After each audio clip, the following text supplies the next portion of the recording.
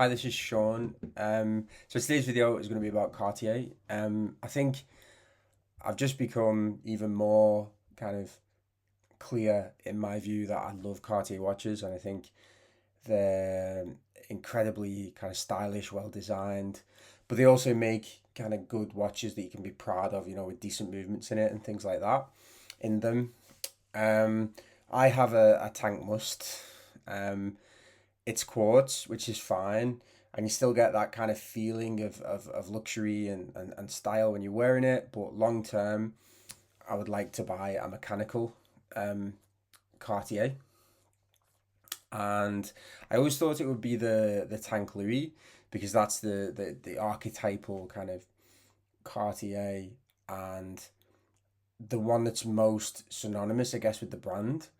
But I've been rethinking that a little bit because I think you get kind of waylaid and you get cold feet about watches and things because I've got an Explorer and that is a great watch, but one thing that kind of can't be denied about it is that it's not the most interesting watch in the world.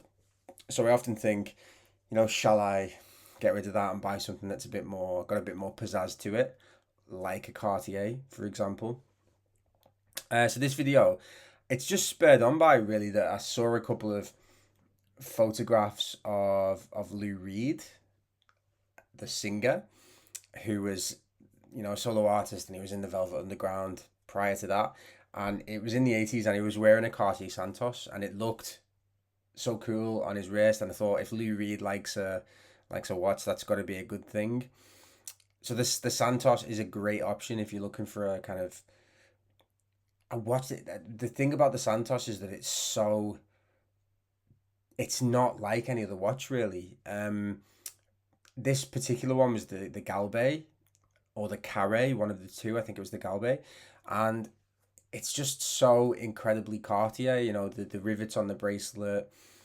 Obviously it's got a square case, Roman numerals, but it kind of that watch when I first saw it, I thought that's incredibly naff and kind of 80s and dated.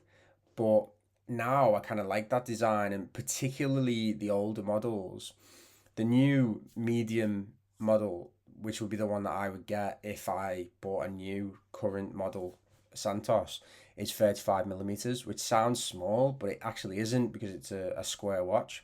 Whereas the older ones, I think were 29, and they just look like they were better on the wrist to me. I mean, it's that problem with Rolexes. Newer Rolexes were more blocky and squarer, the chunkier, and I prefer the kind of more dainty Cartiers of the past, if you like.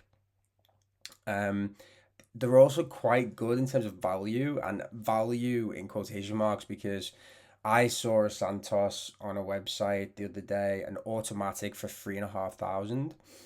Um, and that is, you're getting a mechanical Cartier with an amazing design that you can be proud to wear, and that is not a lot of money for a luxury watch. The new model is about six, I think. I prefer the older ones. I think the difficulty is in finding one that's in good condition, and with I would prefer box and papers and things like that. But see what you think of these pictures of Lou Reed wearing it. I just think that it's a really really cool watch. I would totally do two tone as well in the Santos. It's like a more manly Panter to a certain extent, and I love the Panter as well. That it's just I mean the gold one in particular is just too expensive for me. I'd never be able to afford it. And then I also thought, okay, one of the things that I would really really love in the future at some point is a precious metal Cartier watch, because traditionally Cartier was all about the precious metals, so that the tank would be gold or platinum or white gold or whatever. And then with the must, you start to get in less precious metals. I mean, the tank must now is in steel, and in the 70s and 80s it was gold plated silver, vermeil they call it. And I just love precious metal Cartiers. I just think the beautiful objects, and the something that you can be proud to have on your wrist. And I was thinking, okay, how could you get into that world less money, really. One option is to just buy a second-hand Tank Louis because Cartiers are not great for holding their value. So I have seen a couple. I mean, 8,000 for example for really good condition with box and papers, relatively new piece. But obviously, not everyone's got 8 grand to spend on a watch. I haven't got 8 grand to spend on a watch. So I was thinking about like more reasonable precious metal Cartiers that weren't necessarily mechanical because that's where the big money is, the mechanical watches. So I was just looking through, just doing a bit of browsing, and I saw the Cougar, the Cartier Cougar, which is essentially it's a round Cartier watch that's made in precious metal. I think it was originally released in the early 90s or late 80s, and I don't think they make it anymore. But it's a really nice watch. I mean, it looks like a Cartier. It's got a second hand as well, so if you're bothered about the quartz, that might bother you a bit more. But it's the particular one that I was looking at was 33 millimeters, and just a cool watch, and it's something a little bit different because even though it is round, Cartier don't their watches are just different. And I think that's a really interesting thing about the company. It's gold as well, so it's got a little bit of pizzazz. I like the idea of the precious metal because it's just a bit more special, isn't it? And that's what I think you want with a Cartier. Um, the tank must is great, but the whole point of the tank must is a cheaper Cartier. And then another kind of more value, I guess, precious metal Cartier is the American, um, particularly in white gold, I think, and particularly in the smaller sizes. So the American is still in the catalog. I think it's about 5,000 for an automatic. There's small, medium, large. I think I would get the medium if I was to buy current model, but I would totally wear the small. It's like 19 millimeters, so it's quite small for a man. But I've seen there was a video on Theo and Harris of the guy from Theo and Harris wearing a 19 millimeter small Cartier Tank American, and it looks so good on his wrist. It looks so dainty and kind of nice.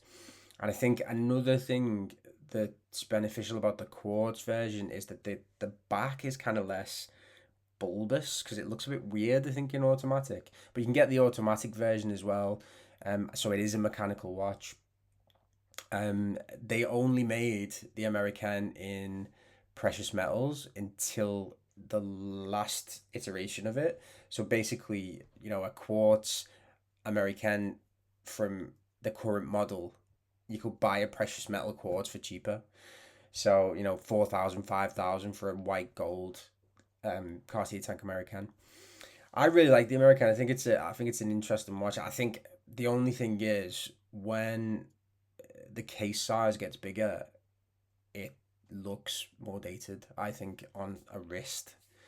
So I remember one of the first watches that I ever bought. I remember my mum bought it for me in the 90s or maybe the early part of the noughties. I think it might be in 16th birthday present, and it was an Armani watch, but it was, looking back, I now know that it was based on the Tank American, and that's what I think of when I think of the Tank American. Rectangular watches that are too big.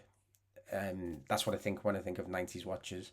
So I think a rectangular watch has to be quite small on your wrist or it looks kind of dated. That's just my opinion.